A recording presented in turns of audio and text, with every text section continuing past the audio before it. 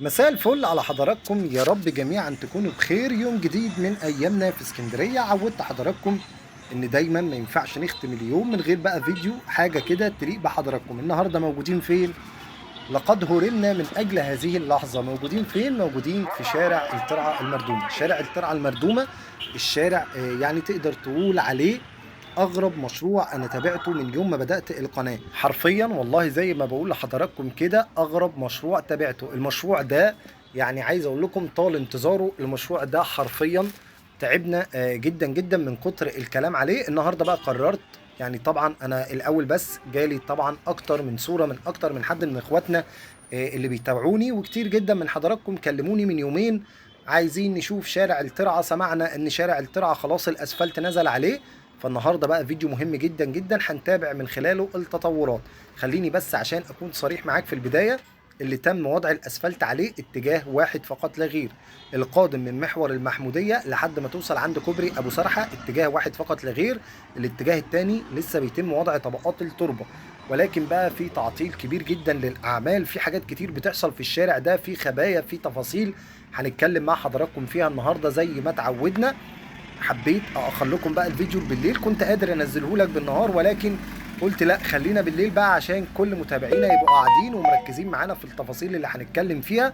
فالنهارده بقى قبل ما نبدا زي ما اتعودنا، لو حضرتك لسه ما شرفتناش بالاشتراك في القناه، اتفضل شرفني بالاشتراك وفعل الجرس عشان يوصل لحضرتك مننا كل جديد.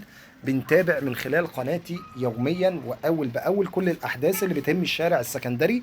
اسكندريه كبيره يا جماعه، اسكندريه جميله، اسكندريه تستحق مننا متابعه يوميه. شارع الترعه المردومه واللي بيعتبر محور مروري مهم جدا جدا، الشارع اللي بيبدا معانا من محور المحموديه وبيصل معانا لحد منطقه الساعه فيكتوريا، وبالتحديد عند كوبري ابو سرحه. عايز اقول لحضراتكم الشارع ده يا جماعه المفروض ان في ميزانيه للشارع عشان يتم وضع الاسفلت او رصف الشارع بالكامل. الميزانيه تصل ل 90 مليون جنيه، ميزانيه كبيره جدا، ميزانيه ضخمه. تم توفير الميزانيه. الكلام ده كان في سنه كام بقى؟ في شهر 6 من عام 2024، أي العام الماضي. العام الماضي في شهر 6، يعني احنا كده بنتكلم في سنة وشهرين، يعني داخلين يعني حوالي 15 شهر. بنتكلم في 15 شهر عشان يتم وضع الأسفلت في الشارع.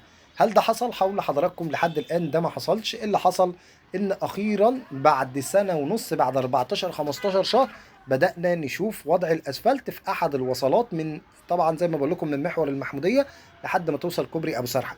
طول الشارع ده قد ايه؟ طول الشارع 2.4 كيلو متر او 2400 متر. الخطة بقى اللي كانت محطوطة ان يتم تطوير الشارع ده على مرحلتين. المرحلة الاولى طولها 1 كيلو متر، تبدأ من محور المحمودية وننهي ال1 كيلو متر، ثم بعد كده بإذن الله نكمل ال1.4 المتبقيين لحد ما نوصل عند كوبري أبو سرحة. طيب ايه بقى اللي وصلنا له؟ ايه اللي حصل؟ ايه التفاصيل؟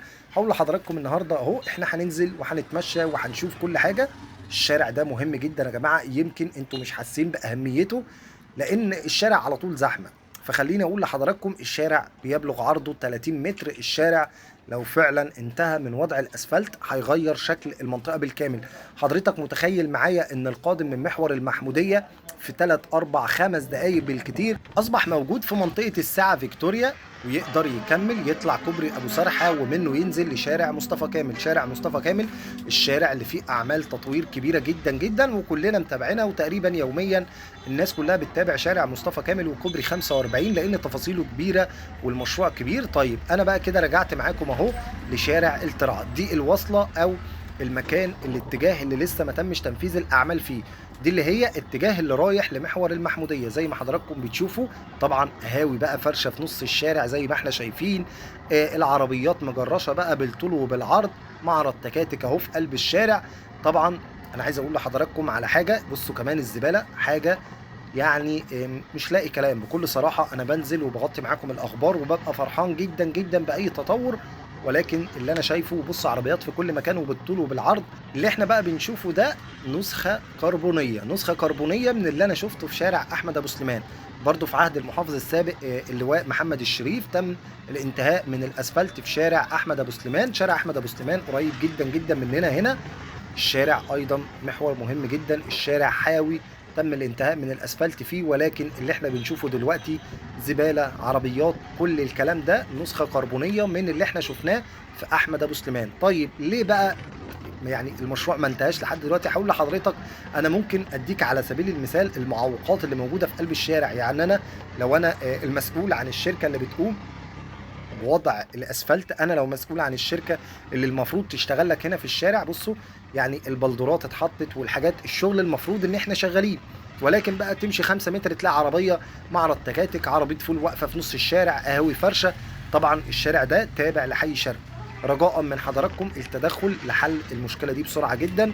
عايزين ازاله لكل التعديات، مش عايزين المنظر اللي احنا شايفينه. بصوا المعدات واقفه اهي في قلب الشارع، عشان على الاقل انا هقول لك كلمتين، عشان على الاقل تقدر تقول وقتها بصوا التوك توك في كل مكان.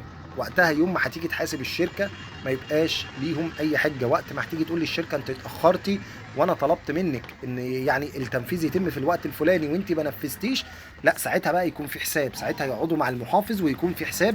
لان حرفيا انا شايف ان الشارع مش مستاهل كل الوقت ده. احنا لو قفلنا الشارع يا جماعه شهر واحد فقط لا غير، 30 يوم، ابتدي 30 يوم واقفل الشارع وفضي الشارع ده من جميع التعديات. اقفل حتى الاتجاه اللي هو دلوقتي المفروض ان الشغل هيتنقل فيه. ادي الشركه 30 يوم ووقتها بقى فضي لهم التعديات، وقتها ما تخليش اي حاجه موجوده، اي تعدي في الشارع ولا اي حاجه، وحاسب الشركه دي، لان الشارع ما ياخدش اكتر من كده. انا شايف يعني بكل صراحه ان الوقت اللي الشارع اخده مبالغ فيه. بصوا القهاوي فرشه في كل مكان. والله بجد انا اول مره اكون بصور لحضراتكم فيديو المفروض ان انا جاي انقل لك ان الشارع اتسفلت، جاي انقل لك الاخبار، وجاي اقول لك ان الشارع خلاص اتسفلت والاسفلت نزل على وصله كامله، ولكن حرفيا انا دلوقتي مش لاقي اي كلام اقوله لكم. انا اصبحت فعليا عاجز عن الكلام. ما صدقنا انتهينا من وصله، ولكن المنظر اللي احنا بنشوفه ده اكبر معوقات للمشروع. رجاء التدخل لحل المشكله دي. الشارع ده يا جماعه انتم متخيلين احنا بعد ما يتم الانتهاء تماما من مشروع مترو ابو قير، طبعا محافظه اسكندريه الفريق احمد خالد اكد على وجود العديد من المحاور الجديده، المحاور العرضيه مش المحاور الطوليه. المحاور الطوليه اللي هي الكورنيش بقى، ومحور محمد نجيب، وعندك شارع مصطفى كامل، ومحور المحموديه. دي المحاور الاساسيه عندنا في اسكندريه. طيب انا دلوقتي عايز اربط ما بين كل المحاور دي، عايز اوصل من هنا لهنا، اوصل ازاي؟ عايز اسهل على اي حد جاي من اي مكان يوصل. هقول لحضرتك القادم من المحموديه دلوقتي عايز يدخل مصطفى كامل، هيبقى قدامه اختيارين. هيدخل عن طريق شارع احمد ابو سليمان. احمد ابو سليمان برضو شارع مهم جدا جدا، ولكن محتاج اهتمام شويه. او ممكن كمان يدخل عن شارع الترعه، او يدخل من شارع الترعه المردومه، الشارع اللي طوله حوالي 2 كيلو ونص. دقايق قليله جدا جدا اصبحت موجود في قلب ميدان الساعه. تطلع كوبري الساعه، نزلت دخلت على طول مباشره على شارع مصطفى كامل. طيب انا دلوقتي في مصطفى كامل، هقول لحضراتكم عايز اروح محور محمد نجيب، او عايز اروح شارع ملك حفني بعد التطوير وبعد انتهاء مترو ابو قير. هقدر اوصل ازاي؟ هقول لحضرتك هتقدر توصل من خلال اولا شارع البلاستيك. شارع البلاستيك اللي اصبح شغل طبعا في يعني شغال على مدار الساعه، في شغل كتير جدا جدا بيتعمل حاليا في شارع البلاستيك. عندك كمان شارع القاهره. شارع القاهره من الشوارع الحيويه، والشارع كمان اتسفلت. عندك كمان شارع 45. عندك كمان تقدر تقول شارع الملك، او شارع كمان النبوي المهندس. كل الشوارع اللي انا بقول لحضراتكم عليها دي محاور عرضيه، محاور هتساهم في الربط ما بين الشوارع الرئيسيه او الطرق الرئيسيه. طبعا حاليا في شارع الترعه الاتجاهات شغاله كله في نفس الاتجاه، مفيش اي سيطره على اي حاجه. يا رب يا رب الايام اللي جايه يكون في احكام سيطره على الشارع هنا، ازاله او نشيل كل التعديات اللي موجوده في الشارع، وندي الشركه شهر واحد. يوم ما الشركه تتاخر عننا وبعد الشهر ده نقدر نحاسب الشركه دي، ونقدر نجيب المسؤولين ونقول لهم يا جماعه احنا وفرنا لكم الميزانيه، يا جماعه احنا وفرنا لكم كل حاجه، انتوا ليه اتاخرتوا؟ ليه ما حصلش اللي احنا شايفينه؟ كمان كنت اتمنى بقى يكون في تطوير لواجهات العقارات هنا بالكامل، يتعمل لهم موحد. شارع الترعه هنفضل متابعينه باذن الله على قد ما نقدر، لان الشارع مش مهم بس لسكانه يا جماعه. بصوا انا مش ساكن هنا في شارع الترعه، ولكن الشارع مهم، الشارع حاوي، الشارع هيفرق جدا جدا مع كل الناس. بنتحرك كتير في اسكندريه وبننزل وبنتابع معاكم وبنروح شغلنا وبنروح لقرايبنا وبنتحرك في كل مكان. فيا رب يكون في اهتمام اكتر بشارع الترعه المردومه، وان شاء الله القادم يكون افضل.